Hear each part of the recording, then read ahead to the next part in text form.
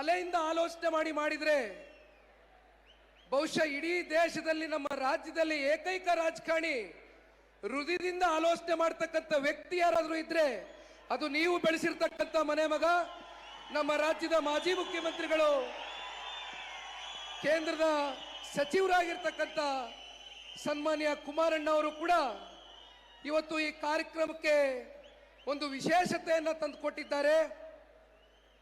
ಹಾಸನ ಜಿಲ್ಲೆಯ ಅಭಿವೃದ್ಧಿಯ ಹರಿಕಾರರು, ಅಭಿವೃದ್ಧಿಯೇ ನನ್ನ ಧ್ಯೇಯ.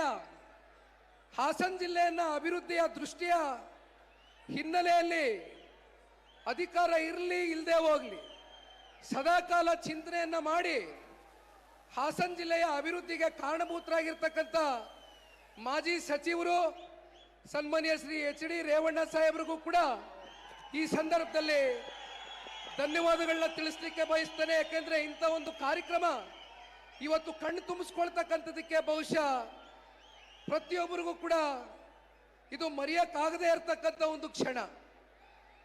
ಸಮಯ ಹೆಚ್ಚಾಗಿ ಇಲ್ಲದೆ ಇರತಕ್ಕಂಥ ಹಿನ್ನೆಲೆಯಲ್ಲಿ ನಮ್ಮ ಪಕ್ಷದ ಎಲ್ಲ ಹಾಲಿ ಶಾಸಕರು, ಮಾಜಿ ಶಾಸಕರು, ಪದಾಧಿಕಾರಿಗಳು ಸೇರಿದಂತೆ ವಿಶೇಷವಾಗಿ ನಾನು ಇವತ್ತು ಈ ಕಾರ್ಯಕ್ರಮದ ಸಂಪೂರ್ಣ ಯಶಸ್ಸನ್ನ ಒಂದು ಕಡೆ ಸನ್ಮಾನ್ಯ ರೇವಣ್ಣ ಸಾಹೇಬ್ರಿಗೆ, ಮತ್ತೊಂದು ಕಡೆ ಅವರ ಸುಪುತ್ರರಾಗಿರ್ತಕ್ಕಂಥ ನನ್ನ ಸಹೋದರ ವಿಧಾನ ಪರಿಷತ್ನ ಸದಸ್ಯರು ಡಾಕ್ಟರ್ ಸೂರಜ್ ರೇವಣ್ಣ ಅವರು ಕೂಡ ಹಾಸನ ಜಿಲ್ಲೆಯ ಎಲ್ಲ ನಾಯಕರುಗಳ ಜೊತೆಯಲ್ಲಿ ಕಳೆದ 2 ವಾರಗಳಿಂದ ಸತತವಾಗಿ, ಮತ್ತೆ ಇಲ್ಲಿ ನನ್ನ ಬಲಭಾಗದಲ್ಲಿ ನಿಂತಿರ್ತಕ್ಕಂಥ ನನ್ನ ಆತ್ಮೀಯ ಗೆಳೆಯ ನನ್ನ ಸಹೋದರ ಹಾಸನ ವಿಧಾನಸಭಾ ಕ್ಷೇತ್ರದ ಶಾಸಕರು ಮಾನ್ಯ ಸ್ವರೂಪಣ್ಣ ಅವರು, ಮಂಜಣ್ಣ ಅವರು, ಹಾಗೂ ಸಾಕಷ್ಟು ಇವತ್ತು ಬಾಲಣ್ಣ ಅವರು ಇರ್ಬೋದು, ಹೆಸರು ಹೇಳ್ತಾ ಹೋದ್ರೆ ಬಹುಶಃ ಸಮಯ ಸಾಕಾಗ್ಲಿಕ್ಕಿಲ್ಲ. ಯಾಕೆಂದ್ರೆ ಇನ್ನು ಸನ್ಮಾನ್ಯ ಕುಮಾರಣ್ಣ ಅವರು, ರೇವಣ್ಣ ಸಾಹೇಬರು ದೊಡ್ಡವರು ಮಾತನಾಡ್ತಕ್ಕಂಥದ್ದಿದೆ. ಹಾಗಾಗಿ ಹೆಚ್ಚು ಸಮಯ ತೆಗೆದುಕೊಳ್ಳೋಕ್ಕಾಗೋದಿಲ್ಲ. ದಯಮಾಡಿ ಯಾರೂ ಅನ್ಯತಾ ಭಾವಿಸಬಾರ್ದು. ಇವತ್ತಿನ ಈ ಕಾರ್ಯಕ್ರಮದ ಸಂಪೂರ್ಣ ಯಶಸ್ಸು ಯಾರಿಗಾದ್ರೂ ದೊರಕಬೇಕು ಅಂತಕ್ಕಂಥದ್ದಾದ್ರೆ ಅದು ನಮ್ಮ ಪಕ್ಷದ ನಿಷ್ಠಾವಂತ ಕಾರ್ಯಕರ್ತ ಬಂಧುಗಳಿಗೆ ಸಲ್ಲಬೇಕು ಅಂತಕ್ಕಂಥದ್ದು ಈ ಸಂದರ್ಭದಲ್ಲಿ ನಾವೆಲ್ಲರೂ ಕೂಡ ಹೇಳಬೇಕಾಗ್ತದೆ.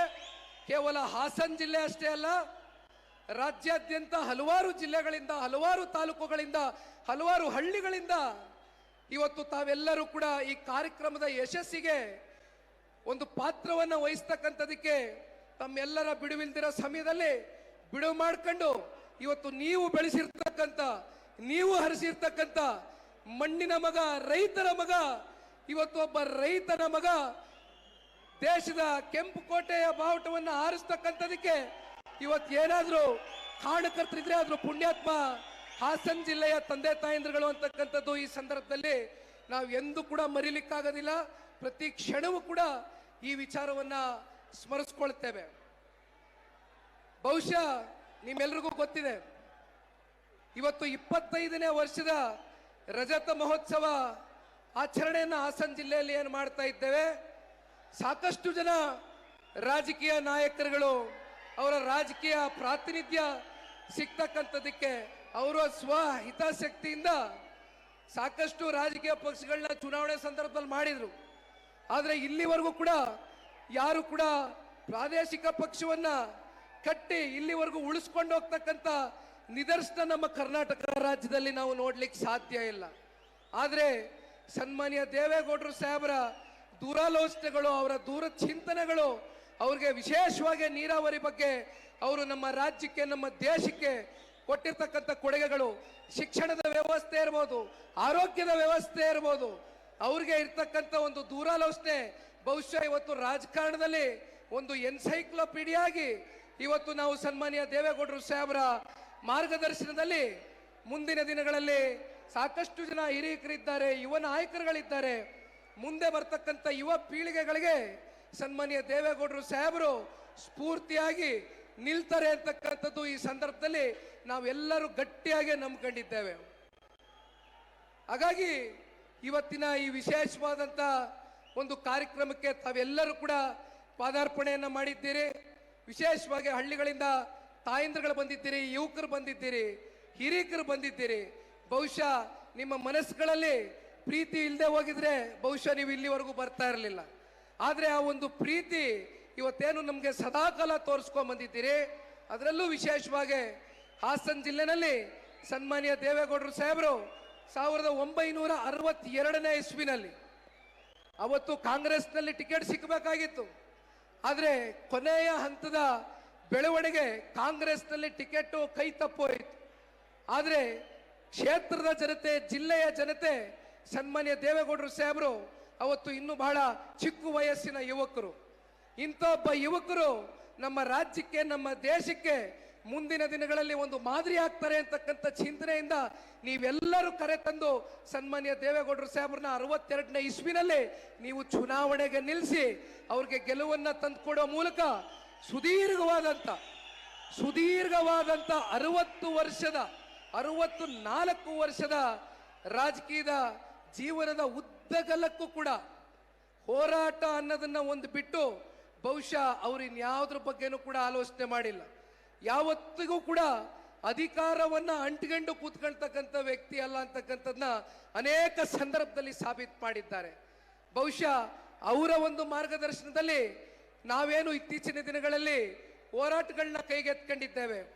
ಇವತ್ತಿನ ಹೋರಾಟಗಳನ್ನ ನಾವು ನೋಡ್ಬೋದು. ಸುಮ್ಮನೆ ಬಂದು ಭಾಷಣ ಮಾಡ್ತಕ್ಕಂಥದ್ದು, 10 ನಿಮಿಷ ವೇದಿಕೆ ಮೇಲೆ ನಿಂತು ಹೋಗ್ತಕ್ಕಂಥದ್ದನ್ನ ನಾವು ನೋಡ್ತೇವೆ. ಆದರೆ ಅವತ್ತಿನ ಹೋರಾಟಗಳು ಯಾವ ರೀತಿ ಇತ್ತು ಅಂದ್ರೆ ಅದನ್ನ ತಾರ್ಕಿಕ ಅಂತ್ಯಕ್ಕೆ ತಗೊಂಡು ಹೋಗ್ತಕ್ಕಂಥ ಒಂದು ಮೂಲ ಗುರಿಯನ್ನ ಇಟ್ಕೊಂಡು ಸನ್ಮಾನ್ಯ ದೇವೇಗೌಡರು ಸಾಹೇಬರು ಜೀವನ ಪರ್ಯಂತ ಹೋರಾಟವನ್ನ ಮಾಡ್ಕೊಂಡ್ ಬಂದಿದ್ದಾರೆ. ಬಹುಶಃ ಹೋರಾಟದ ಪ್ರತಿಫಲವೇ ಇವತ್ತು ಈ ಜನತಾದಳ ಪಕ್ಷ ಕರ್ನಾಟಕ ರಾಜ್ಯದಲ್ಲಿ 25 ವರ್ಷಗಳ ಕಾಲ ನಿಮ್ಮಂತ ಪುಣ್ಯಾತ್ಮ ತಂದೆ ತಾಯಂದಿರುಗಳು, ವಿಶೇಷವಾಗಿ ಮತ್ತೆ ಒತ್ತಿ ಹೇಳ್ತೀನಿ, ಪಕ್ಷದ ನಿಷ್ಠಾವಂತ ಕಾರ್ಯಕರ್ತ ಬಂಧುಗಳು ನಿಸ್ವಾರ್ಥವಾಗಿ ಇವತ್ತು ಈ ಪಕ್ಷಕ್ಕೆ ಸೇವೆಯನ್ನು ಸಲ್ಲಿಸಿದ್ದೀರಿ. ಬಹುಶಃ ಈ ವರ್ಷ ಕಾರ್ಯಕರ್ತರ ಚುನಾವಣೆ ಇದೆ. ಈ ಕಾರ್ಯಕರ್ತರ ಚುನಾವಣೆಯಲ್ಲಿ ನಮ್ಮ MP ಚುನಾವಣೆಗಳಲ್ಲಿ, MLA ಚುನಾವಣೆಗಳಲ್ಲಿ ನೀವು ಯಾವ ರೀತಿ ದುಡಿಮೆ ಮಾಡಿ ನಮ್ಮನ್ನ ಶಾಸಕ ಸ್ಥಾನಕ್ಕೆ ಕರೆ ತಗೊಂಡು ಹೋಗಿದ್ದೀರೋ ಅದೇ ರೀತಿ ಈ ಬಾರಿ ಬರ್ತಕ್ಕಂಥ ಗ್ರಾಮ ಪಂಚಾಯಿತಿ, ತಾಲೂಕು ಪಂಚಾಯಿತಿ, ಜಿಲ್ಲಾ ಪಂಚಾಯಿತಿ ಚುನಾವಣೆಗಳಲ್ಲಿ ಪಕ್ಷದ ಕಾರ್ಯಕರ್ತರ ಕೈಗೆ ಅಧಿಕಾರದ ಚುಕ್ಕಾಣಿಯನ್ನ ಕೊಡಿಸ್ತಕ್ಕಂಥ ಪ್ರತಿಜ್ಞೆಯನ್ನ, ಶಪಥವನ್ನ ಇವತ್ತು ಸನ್ಮಾನ್ಯ ದೇವೇಗೌಡರು ಸಾಹೇಬರು, ಕುಮಾರಣ್ಣವರು, ರೇವಣ್ಣ ಸಾಹೇಬರು ಮುಂದೆ ನಾವೆಲ್ಲ ಕಾರ್ಯಕರ್ತರುಗಳು ಇವತ್ತು ನಮ್ಮ ಕಾರ್ಯಕರ್ತರ ಜೊತೆ ನಿಲ್ತೇವೆ ಅಂತಕ್ಕಂಥದನ್ನ ಈ ಸಂದರ್ಭದಲ್ಲಿ ಬಹಳ ಗಟ್ಟಿಯಾಗಿ ಹೇಳಲಿಕ್ಕೆ ಬಯಸ್ತೇನೆ.